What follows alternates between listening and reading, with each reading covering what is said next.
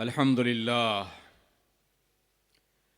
الذی فضل سیدنا و مولانا محمدا صلی اللہ تعالی علیہ وسلم علی العالمین جمیعا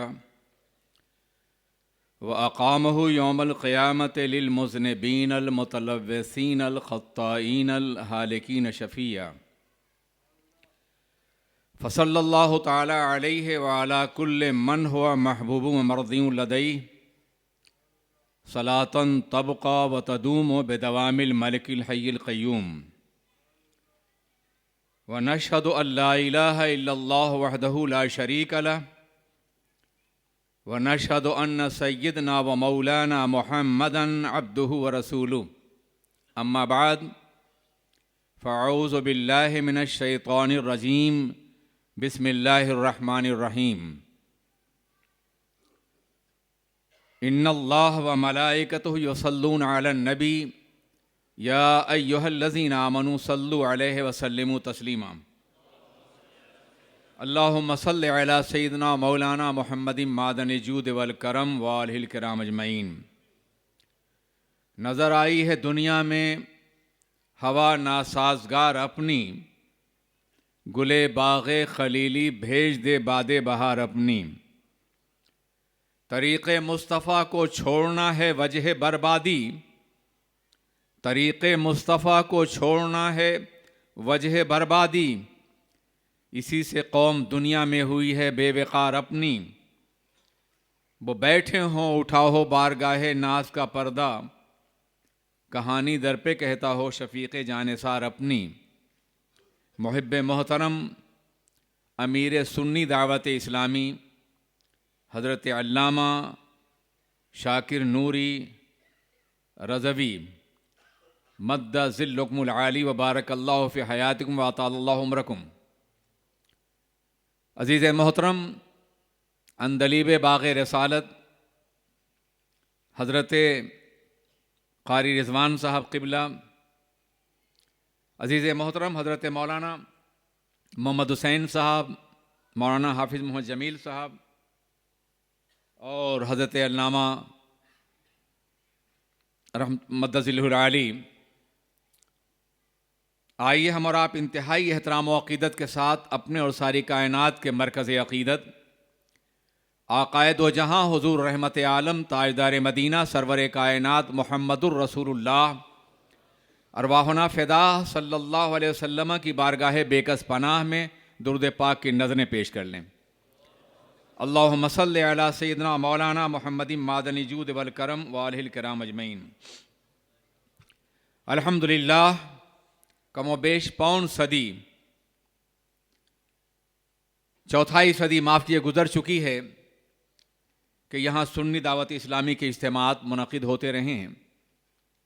یقینی طور پر اس تربیتی اور دعوتی اجتماع میں ہزاروں نوجوانوں نے اپنی زندگیاں سنواری ہیں، اپنے قلب کو آراستہ کیا ہے اور اپنی روح کو آقائے دو جہاں علیہ الصلوۃ والسلام کے قدمان مبارک پر قربان کرنے کا جذبہ حاصل کیا ہے۔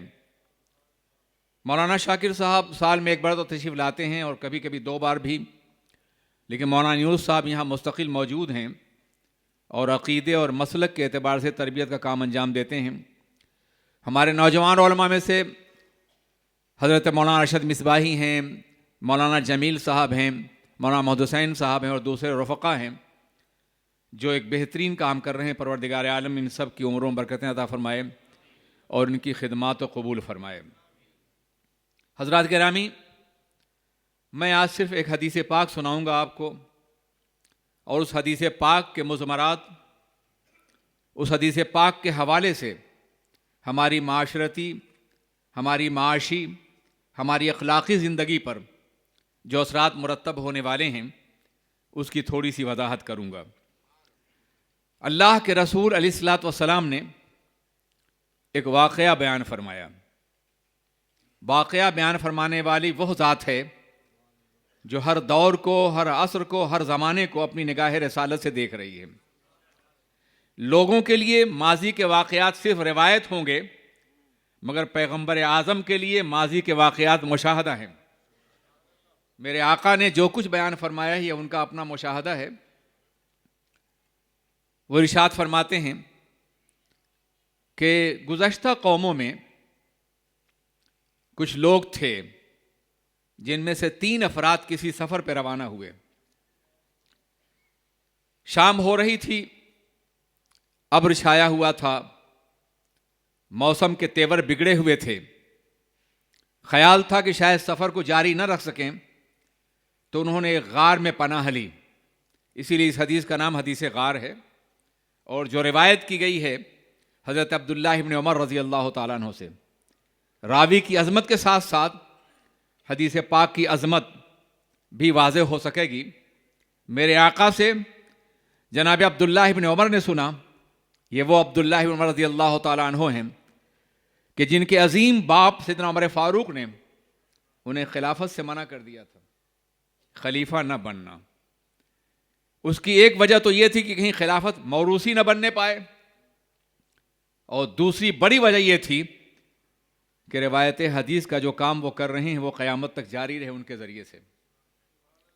وہ عبداللہ ابن عمر فرماتے ہیں رضی اللہ تعالیٰ عنہ کہ آقائے دو جہاں نے فرمایا کہ 3 آدمی سفر کر رہے تھے اور وہ ایک غار میں چھپ گئے کہ جب صبح ہوگی، موسم خوشگوار ہوگا، موسم کا بگڑا ہوا تیور سنور جائے گا تو ہم سفر کا دوبارہ آغاز کریں گے. لیکن ابھی تھوڑی ہی دیر گزری تھی کہ پہاڑ کی ایک چٹان ٹوٹی اور غار کا منہ بند ہو گیا. کوئی چھوٹا موٹا پتھر ہوتا تو اپنے ہاتھوں سے ہٹا لیتے. ایک راک تھی، چٹان تھی جو ٹوٹ پڑی تھی. وہ زندہ گویا دفن ہو چکے تھے. اب انہوں نے سوچا کہ اس مصیبت سے کیسے نجات پا سکتے ہیں. کوئی آبادی نہیں کی آواز دیں، ہماری آواز پہاڑوں سے ٹکرا کے واپس آ جائے گی. پتھر سے سر پوڑنے کے علاوہ ہمارے پاس کوئی راستہ نہیں ہے. مگر اچانک ان کے بیدار ضمیر نے یہ بات کہی کہ اگر ہم نے زندگی میں کوئی اچھا کام کیا ہو تو آج اپنے اسی کام کے وسیلے سے، واسطے سے اپنے پروردگار کی بارگاہ میں دعا کریں کہ اللہ ہماری مصیبت ٹال دے. تینوں نے اپنی زندگی کا منتخب واقعہ منتخب کیا. ان میں سے ایک نے کہا، اے اللہ، میرے ماں باپ بوڑھے تھے، میں جنگل میں بکریاں چرایا کرتا تھا، شام کو میں واپس آتا تو پہلے اپنے ماں باپ کو کھانا کھلاتا، دودھ پلاتا، اس کے بعد میں خود بھی پیتا، میں اپنی بیوی بچوں کو پلاتا، حتیٰ کہ جانوروں کو بھی ماں باپ کو غذا دینے کے بعد ہی دیتا تھا. ایک دفعہ میں ذرا دیر سے پہنچا، میرے والدین سو چکے تھے. بھوک شدت سے لگی ہوئی تھی، جانور بھی بھوکے تھے، بچے بھی بھوکے تھے، بیوی بھی بھوکی تھی. مگر میری غیرت ابنیت نے گوارا نہیں کیا کہ ماں باپ بھوکے سو گئے ہوں اور میں کھانا کھا لوں. نہ میں نے خود کھانا کھایا، نہ جانوروں کو کھلایا، نہ بیوی کو کھلایا، نہ بچوں کو کھلایا، اور میں دودھ کا گلاس لے کر کے اپنے والدین کے سرہانے کھڑا رہا کہ پتہ نہیں کب جاگ جائیں اور کب مجھے ان کی خدمت کا موقع ملے. پوری رات گزر گئی اور جب سپیدے سحر نمودار ہوا تو میرے والدین کی آنکھیں کھولیں. میں نے انہیں دودھ پلایا، پھر میں نے خود بھی کھایا، اپنے بچوں کو بھی کھلایا، اپنے جانوروں کو بھی میں نے چارہ دیا. اے اللہ، میں نے یہ کام تیری رضا کے لیے کیا تھا، تجھے راضی کرنے کے لیے. ماں باپ تو راضی ہوتے ہی بچوں سے. مولا تو نے ماں باپ کی خدمت کا جو حکم دیا ہے اس کے پیش نظر میں نے تیری رضا کے لیے کام کیا تھا. اگر یہ کام تیری بارگاہ میں قبول ہو گیا ہے تو مولا یہ چٹان ہٹا دے. چٹان سر کی. آقائے دو جہاں نے اپنے مشاہدے کی بنیاد چٹان کا تذکرہ کیا ہے، مگر لفظ چٹان کے اندر وہ ساری مصیبتیں ہیں جو پہاڑوں کی طرح سے انسانوں پہ ٹوٹ پڑتی ہیں، جن کے لیے کوئی جائے نجات نہیں ہوتی ہے. پہاڑ ٹوٹ پڑا، مصیبت آ گئی، ایک جبل شامخ کے نیچے ہم دب گئے. آئے دن یہ بات سنتے ہیں، لیکن جب بھی پہاڑ ٹوٹ جائے، جب بھی کوئی سہارا نہ ہو، جب بھی اضطرار کامل طاری ہو جائے، جب بھی کوئی بھی امید نہ ہو کسی سے مدد کی تو اس وقت صرف پروردگار عالم ہے جو سہارا دیتا ہے، وہی ہے جو مضطر کی سنتا ہے۔ امن یجیب المضطر اذا دعاہ، کون ہے جو اس بے قرار اور مضطر کی جس کے سارے سہارے ٹوٹ گئے ہوں ان کی سننے والا کون ہے؟ اور یہ بات مشاہدے میں آئی ہے، انسانی فطرت کے مطابق ہے کہ خدا کا منکر بھی اگر ایسی حالت سے دوچار ہو جائے تو اس کا ضمیر کسی اندیکھی اور غیب کی قوت کو آواز دیتا ہے، اور یہی وہ حقیقت ہے جو کبھی اسے صداقت کی طرف اور سچائی کی طرف لے جاتی ہے۔ عزیزان ملت اسلامیہ، ایسی بے شمار مثالیں ہیں۔ ایک شخص ہے جو کم و بیش 14 سال سے سمندر میں جہاز رانی کا فریضہ انجام دے رہا ہے، ایڈمرل ہے، امیر البحر ہے۔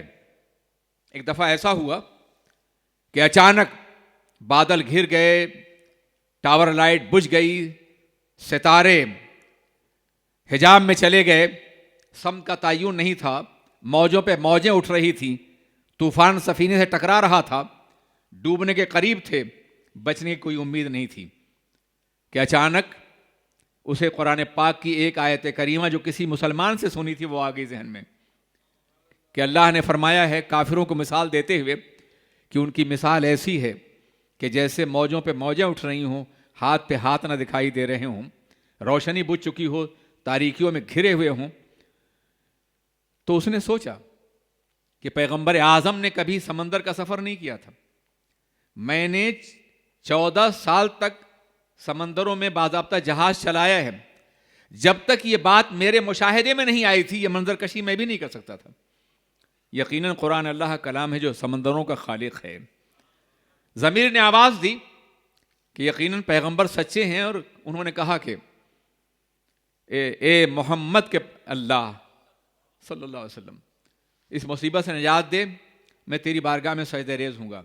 ابھی یہ کہنا تھا کہ بادل چھٹ گئے، ستارے روشن ہو گئے، ٹاور لائٹ جل گئی، ہوائیں رک گئیں، اندھیرا ختم ہو گیا، اور پھر اس نے سمندر کے کنارے اپنی کشتی کو اتارا تو کشتی سے جم کر کے سب سے پہلے محمد کے خدا کی بارگاہ میں جھکا علیہ الصلوۃ والسلام۔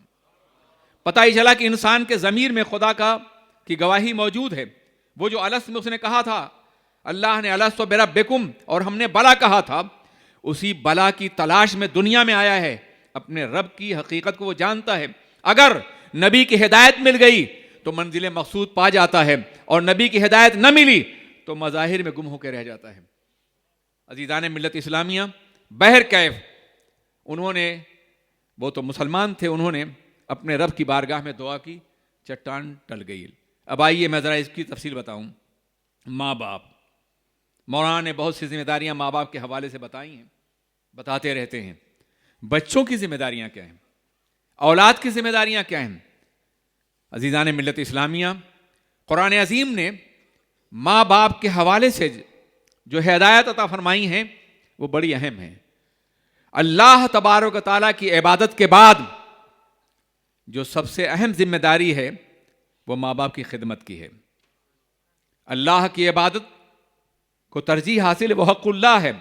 حق اللہ میں اس کی بندگی، اور حق العباد میں سب سے زیادہ حق ماں باپ کا ہے۔ اس کا اندازہ آج کے دور کے بچے نہیں کر سکتے۔ آج کے دور میں مغربی تہذیب اور ویسٹرن سویلائزیشن کے پیش نظر بچے ماں باپ سے دور ہوتے چلے جا رہے ہیں، نفرتیں بڑھ رہی ہیں، خاندانی نظام ٹوٹ رہا ہے، فیملی سسٹم مٹ رہی ہے، اور اب بچے اپنے بوڑھے ماں باپ کو اپنی زندگی بوجھ سمجھتے ہیں۔ وہ شاید ان کی موت کی تمنا کرتے ہوں، یا پھر انہیں بوڑھے گھروں میں لے جا کر کے چھوڑ دیتے ہیں۔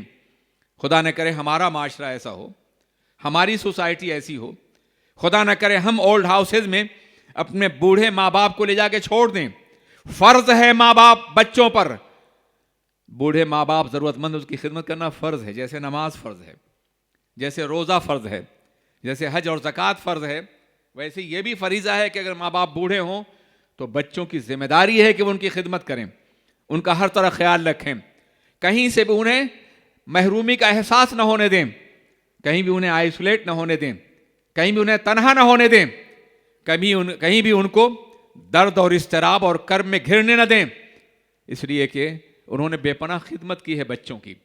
آپ اندازہ فرمائیں اور غور کریں کہ قرآن عظیم ارشاد فرماتا ہے کہ تم اپنے ماں باپ کے لیے دعا کرو تو ان الفاظ میں دعا کرو، رب ارحمہما کما ربیانی صغیرا، اے اللہ ہمارے ماں باپ پہ ویسے ہی رحم فرما جیسے بچپنے میں انہوں نے ہماری پرورش کی ہے۔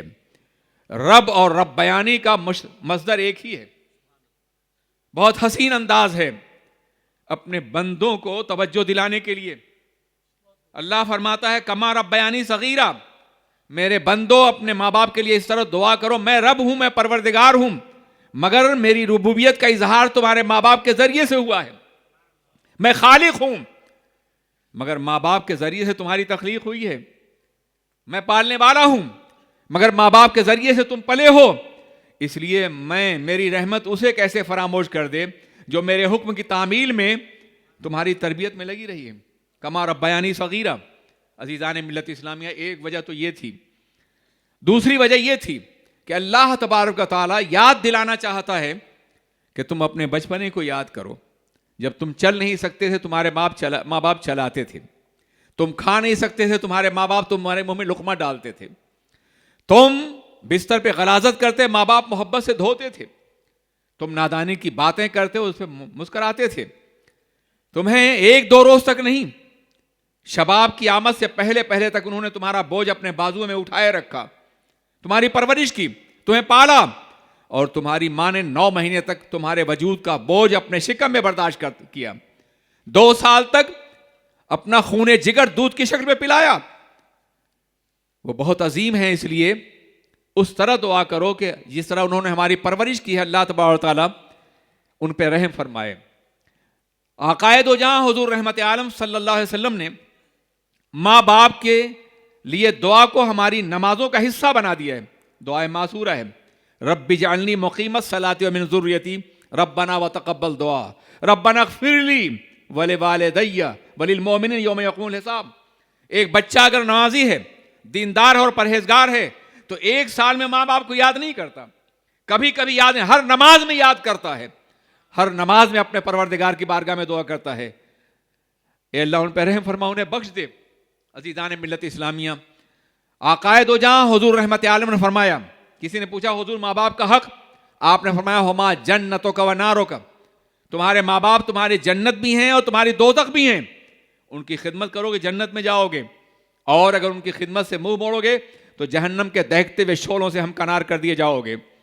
آقائے دو جہاں علیہ الصلوۃ والسلام کی بارگاہ میں ایک صحابی آئے، انہوں نے اپنی والدہ کو پیٹھ پہ بٹھا کر کے اپنی معذور ماں کو حج کرایا تھا، بہت خوش آئے، یا رسول اللہ میں نے اپنی ماں کو پیٹھ پہ بٹھال کے حج کرایا ہے، کیا میں نے اپنی ماں کا حق ادا کر دیا؟ تو اللہ کے رسول نے فرمایا نہیں، تمہاری ماں نے تمہاری پیدائش میں جو جھٹکے برداشت کیے ہیں اس میں ایک جھٹکے کے بھی حق ادا نہیں کیا ہے۔ ماں باپ کا حق تم کبھی ادا نہیں کر سکو۔ دنیا میں بہت سے گناہ گار اور مجرم ہیں جن کو سزائیں مرنے کے بعد ملیں گی آخرت میں، مگر ماں باپ کے بارے میں یہ بتایا گیا ہے کہ ماں باپ کا گستاخ، ماں باپ پہ ظلم کرنے والا، ماں باپ کو ستانے والا، ماں باپ کی نافرمانی کرنے والا مرنے سے پہلے ہی اپنی سزا سے ہمکنار ہو جاتا ہے، ذلیل ہو جاتا ہے، رسوا ہو جاتا ہے، دنیا اسے اپنے ٹھوکروں میں رکھ لیتی ہے جو ماں باپ کی نافرمانی کرتا ہے۔ عزیزان ملت اسلامیہ، اس لیے انہوں نے کہا تھا کہ میں اپنے ماں باپ کو کھلا کر کے پھر کھاتا تھا، ایسا نہیں ہے کہ کبھی میں کھانوں اور ماں باپ میرے بھوکے رہ جائیں۔ عزیزان ملت اسلامیہ، ماں باپ معاشرتی زندگی کی خشت اول ہیں، پورا معاشرہ ماں باپ سے بنتا ہے، پوری سوسائٹی ماں باپ سے بنتی ہے، یہ مرکز ہیں، ارتکاز کی حیثیت رکھتے ہیں پورے معاشرے کے لیے۔ ماں باپ کے ذریعے سے بھائی بہن بھی ہوتے ہیں، ماں باپ کے ذریعے سے چچا اور ماموں بھی ہوتے ہیں، ماں باپ کے ذریعے سے صلہ رحمی کے سارے امکانات ہوتے ہیں، اور صلہ رحمی کی جو تاکید قرآن عظیم میں فرمائی گئی ہے اس کا آپ اندازہ کر سکتے ہیں کہ صرف ماں باپ نہیں بلکہ ماں باپ کے رشتے سے جتنے متعلقین ہیں اگر تم ان کا حق نہیں ادا کرو گے تو مغفرت کے مستحق نہیں ہوگے۔ بعض روایات میں آیا ہے کہ ہر گناہ معاف ہو جائے گا مگر صلہ رحمی اور قطع رحم کرنے والے گناہ معاف نہیں کیے جائیں گے۔ یہ اتنا بڑا گناہ ہے کبیرہ ہے، صرف ماں باپ نہیں، ان کے دوسرے اہل رشتہ، ان کے جسم ناز اور خون سے تعلق رکھنے والے لوگ سبھی آپ کی مہربانیوں کے مستحق ہیں۔ قرآن عظیم میں آپ کی عطیات والا کے حوالے سے باضابطہ فرمایا گیا ذوی القربا والیتامی والمساکین وابن السبیل والسائلین وفی الرقاب. پہلے سب سے پہلے قریب رشتہ داروں کی بات کی گئی ہے، اور رشتے بنتے ہیں ماں باپ کی بنیاد پر، رشتے سمرتے ہیں ماں باپ کی بنیاد پر. قرآن نے جن کے حقوق کا اتنا خیال رکھا ہے کہ ماں باپ کے رشتے سے جو تمہارے قریب ہیں تم ان کا خیال رکھو، تو پھر ماں باپ کا عالم کیا ہوگا؟ ماں باپ کی حیثیت کیا ہوگی؟ ماں باپ کا مقام کیا ہوگا؟ کیا آج کے بچے اس بات کو محسوس کرتے ہیں؟ یقیناً کسی اور سوسائٹی میں یہ احساس پیدا نہیں ہوگا، کسی اور بزم میں یہ احساس پیدا نہیں ہوگا، کسی اور انجمن میں احساس پیدا نہیں ہوگا. سنی دعوت اسلامی کی تحریک ماں باپ سے بھی قریب کرے گی، علماء سے بھی قریب کرے گی، اولیاء سے بھی قریب کرے گی، رسول پاک سے قریب کرے گی، اور خدا سے قریب کرے گی. یہ قرب قریب کرنے کی تحریک ہے، جدا کرنے کی نہیں، یہ دور کرنے کی نہیں، رشتوں کو جوڑنے کی تحریک ہے، رشتوں کو توڑنے کی تحریک نہیں.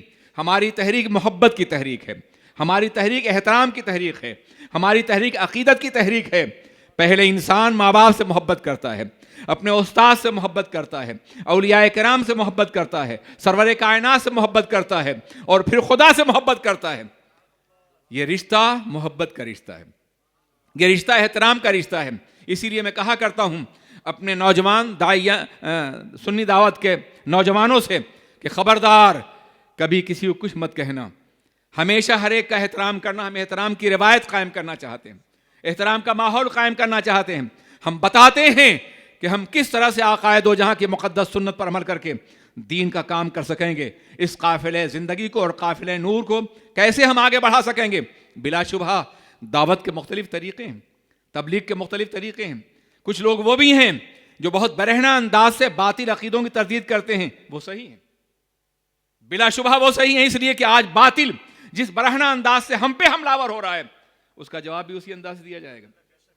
ہمیں ان کی تردید نہیں کرنی ہے، لیکن اگر ہمارا انداز پازیٹیو ہے، ہم اس طبقے کو جو مڈل میں ہے یا اس طبقے کو جو عقیدے کو سمجھ نہیں رہا ہے اپنے قریب لا کر کے پھر عقیدہ سمجھاتے ہیں، تو یہ طریقہ بھی انتہائی محمود ہے اور انتہائی پیارا ہے. ہم دونوں کا احترام کرتے ہیں، ہمیں کسی سے کوئی اختلاف نہیں. اور یاد رکھو اختلاف نہیں، اتحاد کی ضرورت ہے. آج کے دور میں یونٹی کتنی ضروری ہے اس کا اندازہ تو آپ نہیں کر سکتے. قرآن عظیم نے 1400 سال پہلے فرمایا تھا وَاعْتَصِمُوا بِحَبْلِ اللَّهِ جَمِيعًا وَلَا تَفَرَّقُوا، اللہ کی رسی کو مضبوطی کے ساتھ تھام لو اور جدا نہ ہو.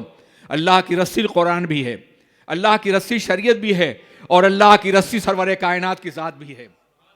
قرآن سے وابستہ ہو جاؤ، شریعت سے وابستہ ہو جاؤ، اور خبردار آپس میں ایک دوسرے کو الگ نہ کرو، جدا نہ کرو. یہ تفریق بین اہل سنت والجماعت اور مسلمین کبھی بھی قابل قبول نہیں ہوگی. آج ہم جن مسائل سے دو چار ہیں، جن حوادث سے دو چار ہیں، اس کا اندازہ آپ نہیں کر سکتے. پوری دنیا دو طبقوں میں تقسیم ہو چکی ہے. میری آواز اکناف عالم میں پہنچ رہی ہے، لوگ سماعت فرما لیں. پوری دنیا دو باطل فرقوں کے درمیان میں تقسیم ہو چکی ہے.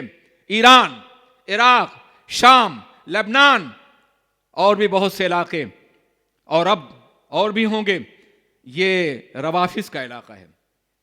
بقیہ علاقے جو ہیں خوارج کے علاقے ہیں. سنیوں کا کہیں اقتدار نہیں ہے، سنیوں کی حکومت کہیں نہیں ہے. اگر ہم اپنے کو بچا سکتے ہیں تو متحد ہو کر کے، منظم ہو کر کے، ایک جان ہو کر کے، اللہ اور رسول کی رسی کو مضبوطی سے آپ تھام کر کے ہم بچا سکتے ہیں. ورنہ ڈوب جائیں گے آج کے سیلاب میں. ہمارا کوئی وزن نہیں ہوگا، ہماری کوئی حیثیت نہیں ہوگی. ہم سب سے مظلوم سچائی ہیں، سچائی اور مظلوم. یاد رکھیے اسلام سب سے مظلوم مذہب ہے، اور اہل سنت والجماعت جو ہم ہیں وہ سب سے مظلوم طبقہ ہے پوری دنیا میں. اگر ہم نے اپنے کو منظم نہیں کیا، ہم نے اپنے کو متحد نہیں کیا تو تباہ ہو جائیں گے. آپ ذرا سوچئے، ایک سمندر ہے اور کچھ لوگ ایک چٹان پہ کھڑے ہیں. سمندر کی موجیں چٹان سے ٹکرا رہی ہیں. اگر ایک دوسرے کو پش کریں گے سب ڈوب جائیں گے. ایک دوسرے کو سہارا دیں گے تو مدینے سے کبھی تو کوئی سفینہ آئے گا جو ہمیں نجات سے دوچار کرے گا. ہم مغربیت کے سیلاب میں، ہم بے دینی کے سیلاب میں، ہم بدعقیدی کے طوفانوں میں، ہم بدکرداریوں گناہوں میں ڈوبے ہوئے ہیں.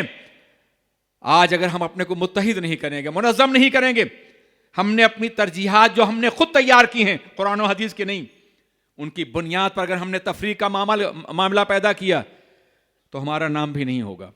اسلام ہر دور میں زندہ رہنے کے لیے ہے, باقی رہنے کے لیے ہے, غالب رہنے کے لیے ہے. اسلام تو باقی رہے گا مگر ہم اس کے بارے میں سوچنا ہوگا. اس لیے میں عرض کرنا چاہتا ہوں, اتحدوا, متحد ہو جاؤ, منظم ہو جاؤ. اور یہ اسی وقت ہوگا جب ہر تحریک کا احترام کرو. اہل سنت کی جو بھی تحریک ہے, اہل سنت جتنے بھی اکابر ہیں, اہل سنت جتنے بھی مشائخ ہیں, سب کا احترام کرو. طریقہ کار اختلاف ہو سکتا ہے. ایک شہر میں بہت سی یونیورسٹیاں ہوتی ہیں, الگ الگ نصاب ہوتا ہے, الگ الگ طریقہ تعلیم ہوتا ہے, ان میں آپس میں اختلاف تو نہیں ہوتا. سنی دعوت اسلامی کا ایک طریقہ ہے, اور وہ طریقہ ہے کہ وہ طبقہ جو عقیدے کو سمجھ نہیں رہا ہے پہلے اسے قریب لایا جائے, محبت رسول کا جام پلایا جائے, اور پھر عقیدہ اس کے اندر بٹھال دیا جائے, اسے اپنے سے دور نہ کیا جائے. یہ ایک منظم اور بہت ہی مؤثر طریقہ ہے جس کو اختیار کیا جا رہا ہے. پروردگار عالم ہمیں اور آپ کو ہمیشہ آقائے دو جہاں کی غلامی میں زندہ رکھے, اور زندگی میں علماء نہ آئے جب ہم مسلک اہل سنت سے الگ ہوں. امام اہل سنت اعلیٰ حضرت ہمارے لیے احساس ہیں, ان کی بنیادیں جو فراہم کی گئی ہیں اس سے ایک لمحے کے لیے بھی دور ہوں گے تو کہاں جا کے مریں گے کوئی نہیں جانتا ہے. جو بنیادیں انہوں نے فراہم کر دی ہیں وہ اس تحریک کی بنیاد ہیں, وہ ہماری احساس ہیں. ہم اسی کے ارد گرد گھومتے ہیں, دنیا کو وہیں لانا چاہتے ہیں جہاں بریلی کا تاجدار جلوہ گر ہے, انہی کے آستانے پہ جھکانا چاہتے ہیں. لیکن ہمارا اپنا ایک طریقہ ہے, محبت سے لانا چاہتے ہیں. وہ لوگ جو غلط فہمیوں کا شکار ہیں, وہ لوگ جو مس گائیڈڈ ہیں, وہ لوگ جن کو باطل قوتوں نے منحرف کر رکھا ہے, وہ لوگ جنہوں نے ہمارے خلاف ہزاروں پروپیگنڈے کر رکھے ہیں, ہم اپنی محفل میں لا کے بتانا چاہتے ہیں پروپیگنڈے غلط ہیں. ہم مسلک اعلیٰ حضرت کے ماننے والے ہیں, سنی ہیں. سنیت ہمارا مزاج ہے, یہ وہی سنیت ہے جو عہد صحابہ سے لے کے آج تک چلی آ رہی ہے, جو سرور کائنات کا دین ہے. عزیزان ملت اسلامیہ, تو میں یہ عرض کرنا چاہتا ہوں کہ ماں باپ کے حقوق کے حوالے سے گھنٹوں باتیں کی جا سکتی ہیں, مگر آپ سوچئے ماں باپ کی خدمت کے حوالے سے دعا کرنے والا مصیبت کی چٹان کو ٹال دیتا ہے. ماں باپ تو دعائیں کرتے ہی رہتے ہیں. دوسرے انسان نے, دوسرے ساتھی نے یہ دعا کی, اے اللہ, اے میرے پروردگار, یہ حدیث پاک ہماری عائلی زندگی, ہماری معاشی زندگی, ہماری اخلاقی زندگی سب کا احاطہ کیے ہوئے ہیں. یہ 3 واقعات ہیں, مگر 3 واقعات اپنے دامن میں پورے معاشی اور اقتصادی اور اخلاقی نظام کا احاطہ کیے ہوئے ہیں. اللہ کے رسول تاجدار دو عالم صلی اللہ علیہ وسلم نے فرمایا کہ دوسرے ساتھی نے دعا کی, اے اللہ, میری ایک چچا زاد بہن تھی, بڑی حسین تھی, بڑی خوبصورت تھی, اور میں اس سے مرتا تھا. میں نے کئی بار اس سے اپنی جنسی خواہش پوری کرنے کی تمنا کی, مگر اس نے مجھے جھڑک دیا. مدت ایسی گزر گئی, ایک مرتبہ بہت شدید قحط پڑا. میری چچا زاد بہن بھوک سے ہمکنار ہوئی. اس کے باپ بھوکے تھے, اس کی ماں بھوکی تھی, اس کے بھائی اور بہن بھوکے تھے. میرے پاس پیسہ تھا, وہ میرے پاس آئی اور کہا کہ خدا کے واسطے میری مدد کر دو, میں اپنے ماں باپ کی زندگی بچا سکوں, میں اپنے بھائی بہن کی زندگی بچا سکوں, وہ بھوک سے بے قرار ہیں. مجھے موقع ملا, میں نے کہا کہ تم اپنے جسم پر مجھے قابو دے دو تو میں تمہیں 120 دینار دوں گا, 120 سونے کے سکے. وہ لرز اٹھی, اس کی سعید روح کانپ گئی, وہ تڑپنے لگی, کہا کہ ایسا مت کرو, میں اپنے ماں باپ کو بچانا چاہتی ہوں, خدا را کچھ مدد کرو. کہا یہ شرط ہے. اور پھر اپنے ماں باپ اور اپنے بھائی بہن کی زندگی کے نام پر اس نے اپنے جسم پر مجھے قابو دینے کا فیصلہ کر لیا. جب میں آگے بڑھا تو اچانک پھر لرز اٹھی, کہا خدا کے واسطے اس مہر کو نہ توڑو جو اللہ نے مقرر فرمائی ہے, اس حد سے تجاوز نہ کرو. اللہ کا نام سننے کے بعد میں کانپ گیا اور میں دور ہٹ گیا, اور میں نے کہا کہ واپس جاؤ, یہ دینار بھی تمہارے ہیں, تمہارا وجود بھی تمہارا ہے. اے اللہ, میں ایک گناہ سے جس کی تمنا مدتوں سے کرتا رہا ہوں, اگر صرف اس لیے بچ گیا کہ تیرا خوف سامنے تھا, تیری ذات کا حوالہ سامنے تھا, تیرا عظیم نام لیا گیا تھا پروردگار, اے خدائے عظیم, اسی لمحے کے حوالے سے میں تیری بارگاہ میں دعا کرتا ہوں, چٹان ہٹا دے. چٹان سر کی. عزیزان ملت اسلامیہ, اب آئی میں بتاؤں کہ اس انسان نے کس گناہ سے بچنے کی کوشش کی تھی؟ زنا. زنا انسانی معاشرے کا سب سے بدترین گناہ ہے. زنا صرف ایک زناکار اور عیاش اور اڈلٹرر کو تباہ نہیں کرتا بلکہ پورے معاشرے کو تعفن اور بدبو سے بھر دیتا ہے. بدقسمتی سے ہم ایک ایسے معاشرے میں رہتے ہیں, ایک ایسی سوسائٹی میں رہتے ہیں کہ جہاں زنا کوئی جرم نہیں ہے, بلکہ اگر رضامندی کی بنیاد پہ ہو تو کوئی بھی خلاف قانون بات نہیں.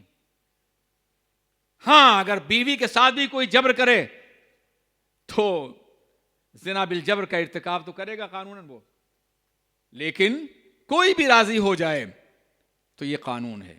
بغیر شادی کے ساتھ رہیں تو بھی قانون میں میاں بیوی کہلاتے ہیں, اور اب تو معاملہ اس سے بھی آگے بڑھ چکا ہے. جہاں یہ حالات ہوں وہاں ہم اپنی نوجوان نسل کو زنا سے کیسے بچا سکتے ہیں؟ کس طرح اس ماحول سے؟ اگر کوئی قانون اس ملک کا ہے تو ہم قانون سے بغاوت تو نہیں کر سکتے, اس لیے کہ اس ملک میں رہتے ہیں, مگر ہم اپنے بچوں کی ایسی تربیت کریں, پسند اور ناپسند, اختیار اور عدم اختیار کا حق تو ہر انسان کو ہے نا, ایسی تربیت کریں کہ زنا کا تصور آتے ہی اس طرح لرز اٹھے جیسے وہ نوجوان لرز اٹھا تھا, اس طرح کانپ جائے جیسے وہ کانپ گیا تھا, اور اس طرح سے بچی کانپ جائے جیسے وہ بچی کانپ اٹھی جو سعید روح چیخ اٹھی تھی. ہماری بچیوں کی سعید روحیں بھی چیخ اٹھیں, ہمارے بچے بھی لرز اٹھیں جب گناہ کی طرف بلایا جائے اور گناہ کا تصور آئے. اور یہ اسی وقت ہوگا جب آپ کا بچہ خالص اسلامی معاشرے میں پلے گا, اسلامک سوسائٹی میں, اسلامک ماحول میں. المیہ یہ ہے, ٹریجڈی یہ ہے, دردناک عالم یہ ہے کہ ہم غافل ہیں اپنی آنے والی نسلوں سے, ہم غافل ہیں اپنے بچوں سے. ہمیں پتہ نہیں کہ ہمارے بچے کن راہوں پہ جا رہے ہیں.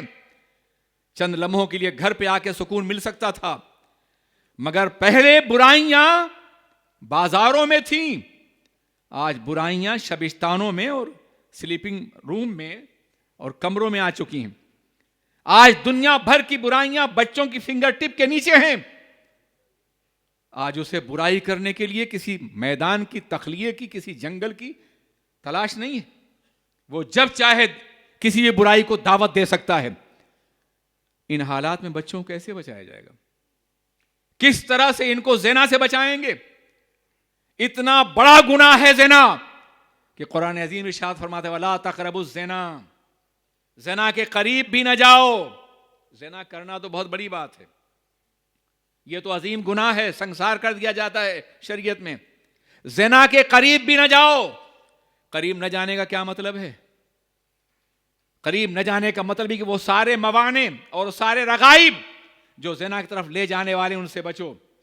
فلمیں نہ دیکھو, گندے ڈرامے نہ دیکھو, ننگی تصویریں نہ دیکھو, بے حجاب چہرے نہ دیکھو, ایسی سوسائٹی میں نہ بیٹھو جہاں زنا کی بات کی جاتی ہو. ایسے ماحول سے اپنے کو الگ کر لو جہاں زناکار یا زنا کی طرف رغائب دینے والے ہوتے ہوں. ایسی دوستی کو قدموں سے کچلتے ہو جس دوستی کی بنیاد پہ زنا کے امکانات پیدا ہو جائیں. یونیورسٹی میں ہو پاکیزہ ماحول پیدا کرو, کالج میں جاؤ, اپنی دین اور اپنی شریعت کے ساتھ جاؤ, اپنی اخلاقی قدروں کے ساتھ جاؤ, تب تو جا کر کے تم مسلمان رہ سکو گے, ورنہ زنا کے ساتھ کوئی مسلمان نہیں رہ سکتا.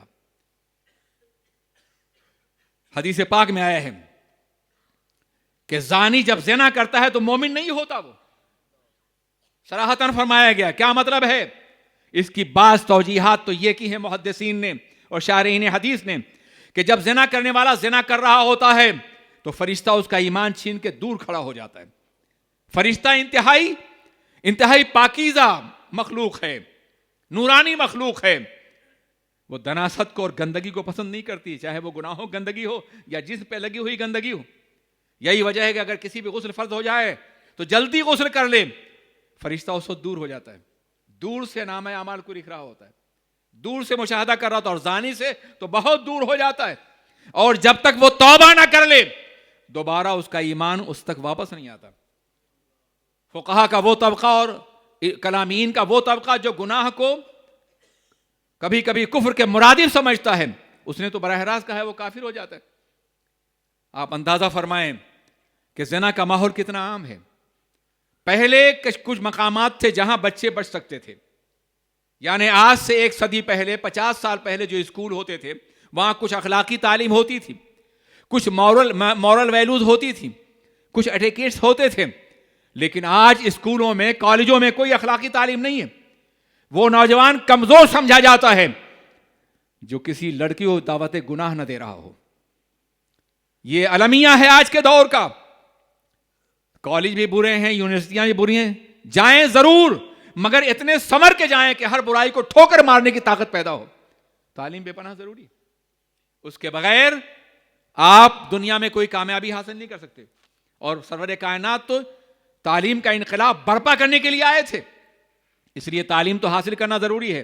مگر کالج یونیورسٹی میں جانے سے پہلے آپ کا بچہ اخلاقی اعتبار سے اور ایمان کے اعتبار سے اتنا مضبوط ہو جائے کہ گناہ دعوت دے رہے ہوں اور وہ ٹھوکر مار دے.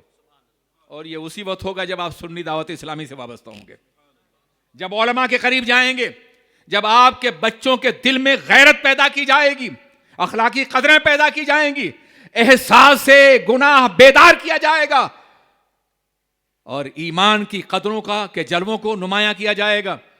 یہ تحریک ایک خالص اصلاحی تحریک ہے جہاں عقیدے کی بھی اصلاح ہوتی ہے اور اعمال کی بھی ہوتی ہے. عزیزان ملت اسلامیہ, اس لیے میں کہنا ہے زنا اس کے قریب بھی نہ جاؤ.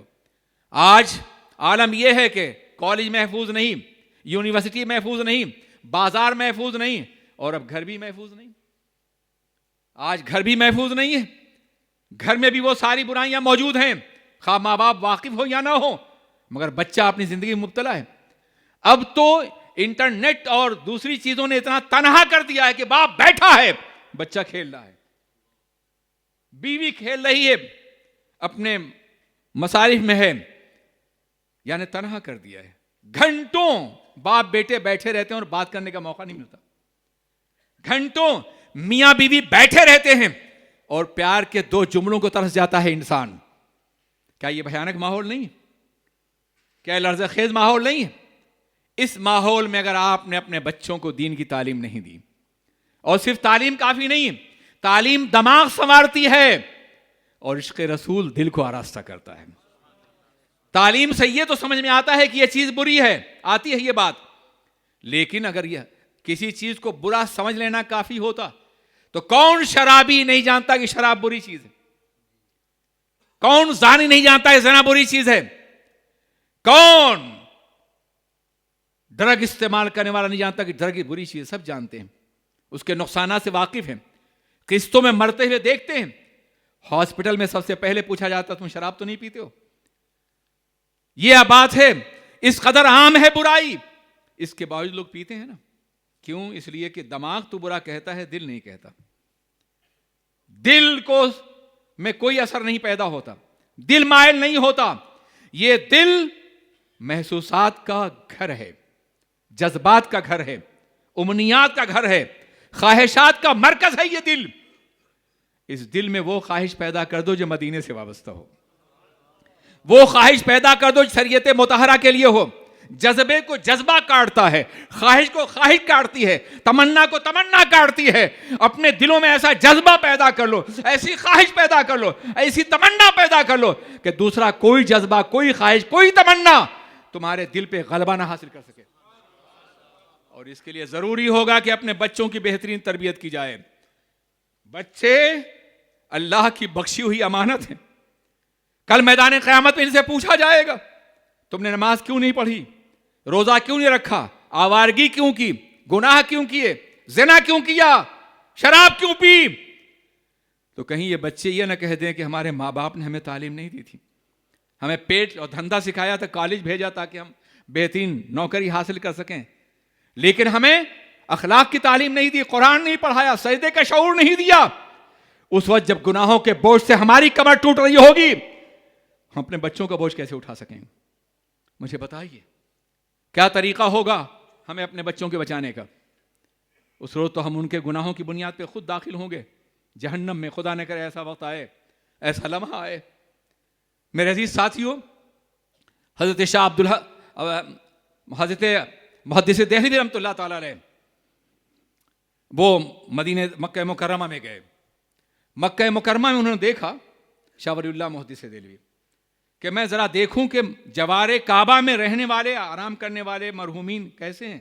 جنت المعلا یا محلہ میں گئے, انہوں نے دیکھا کہ سارے ہی لوگ جو مقبور ہیں قبروں میں دفن کیے گئے ہیں تاج پہنے ہوئے بیٹھے, نورانی تاج. جوار کعبہ کی بات تھی, اللہ کے گھر کے قریب جہاں دفن ہونے کی تمنا ہوتی ہے. ایک صاحب پہ عذاب ہو رہا تھا, بڑی حیرت ہوئی کہ یہاں اس قبرستان میں عذاب ہو رہا ہے. قریب گئے اور کہا, ان کی روح سے پوچھا, انہیں روحوں سے بات کرنے کی صلاحیت اللہ نے بخشی تھی, بڑے عظیم انسان تھے. پوچھا شاہ ولی اللہ محدث دہلوی رحمۃ اللہ علیہ نے, بھئی آپ پہ عذاب کہاں؟ شاہ صاحب میں ان لوگوں سے بہتر تھا جن کو تاج پہنے ہوئے دیکھا ہے آپ نے, مگر میں نے غلطی کی تھی. 40 سال تک میں بچے کی, لڑکے کی امید پہ دعائیں کرتا رہا, سجدہ کرتا رہا, روتا ہے اللہ ایک اولاد دے دے میری نسل آگے بڑھ سکے. 45 سال میں ایک بچہ پیدا ہوا اور 15 سال تک وہ میرے ساتھ رہا. اس کے بعد میری موت واقع ہو گئی. میں نے اسے قرآن نہیں پڑھایا, میں نے دین کی تعلیم نہیں دی, میں نے سجدے کا شعور نہیں دیا. اس کی محبت میں اتنا ڈوب گیا کہ وہ جو کرتا تھا میں نے کرنے دیا. آج اس کے گناہوں کی سزا مجھے مل رہی. شاہ صاحب نے اس روح سے پوچھا, تمہارا بچہ کون ہے, کہاں رہتا ہے؟ اس نے بتایا. آپ گئے اور کہا, خدا را اپنے اوپر رحم نہیں کر سکتے ہو, اپنے باپ پہ رحم کرو, تمہارے باپ کو عذاب ہو رہا ہے. بچے نے توبہ کی. شاہ صاحب کی بات تھی, شاید عام انسان ہوتا تو وہ توبہ نہ کرتا, بات ہی نہ مانتا. ایک صاحب دل انسان کی توبہ بات تھی, از دل ریزد از دل خیزد بس دل ریزد. صاحب دل کے دل سے جو بات نکلتی ہے دلوں کو بدل دیتی ہے. اس نے توبہ کیا, بہت دنوں تک وہ نماز کا پابند رہا, قرآن پاک پڑھی. پھر دوبارہ آپ نے مشاہدہ کیا تو وہ تاج پہنے بیٹھے تھے. کہا آپ نے بڑا احسان کیا ہے مجھ پہ. یہ حال ہے, اگر بچے سنور گئے تو سنور جائیں گے ہم بھی, بچے بگڑ گئے تو ہم بھی بگڑ جائیں گے. ہما جنتوں کو اناروں کا, یہ بچے تمہاری جنت بھی ہیں اور جہنم بھی ہیں. اپنے بچوں کو جنتی بنانا چاہو تم بھی جنت میں جاؤ گے, اپنے بچوں کے لیے دوزخ کا راستہ کھول دو تم بھی دوزخ میں جاؤ گے. اللہ نے اگر یہ اولاد کا انعام دیا ہے تو اس کی قدر کرنا بے پناہ ضروری ہے. ولا تقربوا الزنا, زنا کے قریب بھی نہ جاؤ. معلوم ہے آپ کو زنا کے قریب نہ جانے کے بارے میں نے بتایا کہ وہ سارے رغائب, وہ تمام تر امکانات جہاں زنا کے امکانات ہوں اس سے دور رکھنے کی ہر حد امکان کوشش ہے. انہیں اتنا موقع ہی نہ ملے کہ وہ یہ سب کچھ کر سکیں. ایجوکیشن مصروف ہوں, اس کے بعد موقع ملے سنت اسلامی کے اجتماع میں آئیں, ذکر و فکر کی محفلیں میں آئیں, اپنے دل کو یاد رسول سے آراستہ کریں, نعت پاک کی محفل دے دیں, اس کا مزاج دے دیں, کسی طریقے سے انہیں متعلق رکھیں سرور کائنات کے مقدس نظام زندگی اور آئین حیات سے. یقین مان لیجئے یہ بچے عظیم انقلابی بن سکتے ہیں آپ کے لیے. میں بارہا کہا کرتا ہوں اور آپ نے مجھ سے سنا ہوگا کہ ایک مرتبہ اگر آپ نے اپنی نوجوان نسل کو بچا لیا تو قیامت تک دین قائم رہے گا. اس لیے کہ نوجوان نسل 2 طبقوں کے درمیان میں رابطہ ہوتی ہے. وہ بچے جو اپنے بڑے بھائی کو دیکھ رہے تھے اور وہ باپ جو اپنے بچے کو دیکھ رہا ہوتا, اس میں بیچ ہوتی ہے نوجوان نسل. اگر نوجوان نسل نمازی بن جائے تو باپ تمہارے شرم کے نمازی بن جائے گا. اگر نوجوان نسل امامہ پہن لے تو باپ کم از کم ٹوپی تو پہنے گا نا. اگر نوجوان نسل تہجد پڑھے تو باپ کم از کم فرائض پنجگانہ تو ادا کرے گا نا. اگر نوجوان نسل 1 گھنٹہ ذکر میں خرچ کرے تو باپ 10 منٹ تو ذکر میں خرچ کرے گا نا. اور پھر بچے باپ کو نہیں دیکھتے, بڑے بھائی کو دیکھتے ہیں. یہ جنریشن گیپ ہے. اپنے سے آگے والی نسل کو دیکھتے ہیں, پھر بچے ان کو فالو کریں گے, اس کے بعد ان کو فالو کریں, دوسرے بچے ان کو فالو کریں گے, اور اس طرح سے قیامت تک اسلام کا نظام عمل اور اخلاق آگے بڑھتا جائے گا. اس لیے ایک مرتبہ سنی دعوت اسلامی کے بینر کے پیش نظر اپنے بچوں کا عقیدہ اور اپنے بچوں کا عمل سنوار دیجیے. عقیدہ بھی سنوارنا ضروری ہے. بہت ہی محبت کے ساتھ انہیں اسلامی عقائد اور اہل سنت کے عقائد کی دلائل کے ساتھ تعلیم دیجیے. یعنی یہ کافی نہیں کہ ہمارا یہ عقیدہ ہے کہ رسول پاک شفاعت کریں گے. ہندوستان یا پاکستان میں یا اپنے ملکوں میں یہ کافی ہے بتا دیا جائے, یہاں دلائل پوچھے جاتے ہیں. اس لیے دلائل کے ساتھ انہیں پڑھائیے. ورنہ عالم یہ ہے کہ کل ہی ابھی ایک نوجوان آیا میرے پاس اور کہا میری بیوی مجھے چھوڑ کے چلی گئی، تم مشرک ہو. شادی کو 2 سال ہوئے، 3 سال، 2 بچے بھی ہو گئے، اب وہ چھوڑ کے چلی گئی، تم مشرک ہو. یعنی ایک چھوٹا سا گروپ جسے بیرونی طاقتوں نے اور سرمایہ نے، پیٹرو ڈالر نے اتنا طاقتور کر دیا ہے کہ دے آر ہینڈ فل، مٹھیوں میں کے برابر بھی نہیں ہیں، وہ پوری دنیا کو مشرک کہہ رہے ہیں، قبریں ڈھا رہے ہیں، اولیاء کرام کی توہین کر رہے ہیں، اور ہم بے بس.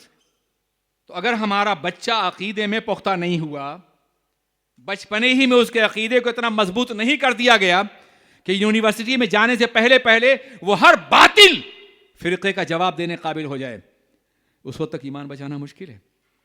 جب تک یونیورسٹی میں نہیں جاتا ہے، جب تک ممکن ہے کہ آپ کے ارد گرد رہے، وہاں جا کے پیٹرول ڈالر پہ پڑھنے والی درجنوں تنظیمیں جو ان کا عقیدہ بدل نہیں. اس لیے ضرورت اس بات کی ہے کہ آپ اپنے بچوں کو شعوری طور پر اہل سنت والجماعت کا بنائیں، روایتی طور پہ بھی، شعوری طور پہ بھی، دلائل کی روشنی میں، اور اس قدر زیادہ استدلالی قوت دے دیں کہ ہر بچہ اپنے مسلک کے ہر جزئیے کے لیے جواب دینے کے لیے تیار ہو جائے. اس کے لیے آپ کو ایسے ادارے قائم کرنے ہوں گے. بلا شبہ انفرادی کوششیں ہو رہی، ہمارے علماء کر رہے ہیں، یقیناً مولانا یونس کر رہے ہیں، مولانا جمیل صاحب کر رہے ہیں، مولانا ارشد کر رہے ہیں، یہ علماء کر رہے ہیں، مگر ایک ایسے ادارے کی جہاں ہر بچہ یونیورسٹی میں جانے سے پہلے اپنے عقیدے کے دلائل کو سمجھ جائے. 14-15 سال تک وہ سب کچھ جائے، کالج میں جانے سے پہلے 20 سال سے پہلے اتنا مضبوط ہو جائے کہ باطل عقیدے کے لوگ اسے گمراہ نہ کر سکیں. اور اس کے لیے آپ کو ادارے کی ضرورت ہے. بلا شبہ ہمارے مسجدوں کے ادارے 2 گھنٹے تعلیم دیتے ہیں، لیکن بقیہ 24 گھنٹے تو بچہ کہیں اور رہتا ہے، 2 گھنٹہ ان کو بچا نہیں سکے گا. ضرورت اس بات کی ہے کہ آپ کا اپنا ادارہ ہو جہاں آپ عقیدے کے ساتھ ماڈرن ایجوکیشن کو اور سیکولر ایجوکیشن کو پڑھا سکیں. آپ کا بچہ میتھ بھی پڑھے، سائنس بھی پڑھے، جغرافیہ بھی پڑھے، سب کچھ پڑھے، مگر قرآن بھی پڑھے اور حدیث بھی پڑھے. یہ 24 گھنٹے کا عمل ہونا چاہیے. ہم ناکام ہو چکے ہیں 2 گھنٹے کے مدرسوں کے ذریعے سے اپنے بچوں کا ایمان بچانے کے سلسلے میں. ہمارے سامنے یہودی ہیں، آپ کا ان سے جتنا بھی اختلاف ہو، مگر حقیقت یہ ہے کہ انہوں نے 300 سال تک اپنے عقیدے کو بچا رکھا ہے. ان کا ہر بچہ ان کے اسکول میں جاتا ہے، ان کا لباس ان کی شریعت کے مطابق ہے، ان کا نفقہ ان کی شریعت کے مطابق، حلت و حرمت کا ضابطہ وہ سمجھتا ہے. آج تک انہیں کوئی گمراہ نہیں کر سکا ہے. ہمارے بچے کیوں غلط راستے پہ جا رہے ہیں؟ ان میں بھی بہت سے عقیدے کے اختلافات ہیں، بہت سے فرقے ہیں ان کے اندر. میرے عزیز ساتھیوں، ایک چھوٹا سا طبقہ سرمایہ کی بنیاد پہ، دولت کی بنیاد پر ہمارے بچوں کے ایوانوں میں شب خون مار رہا ہے، اور ہم سوئے ہوئے. اس لیے ایک ادارے کی ضرورت ہے. خدارا بیدار ہو جائیے.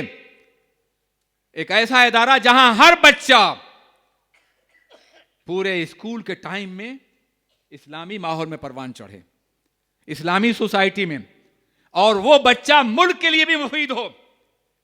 وہ داعش کی پیداوار نہ ہو، سنی ہو جو بہترین شہری بھی ہوگا، بہترین مسلمان بھی ہوگا. وہ تخریب کاری نہیں کرے گا، وہ کسی پر قتل نہیں کرے گا، وہ بم بلاش نہیں کرے گا، اس لیے کہ وہ نبی کا وفادار اور غلام ہے جہاں محبت کے علاوہ کچھ نہیں ہے.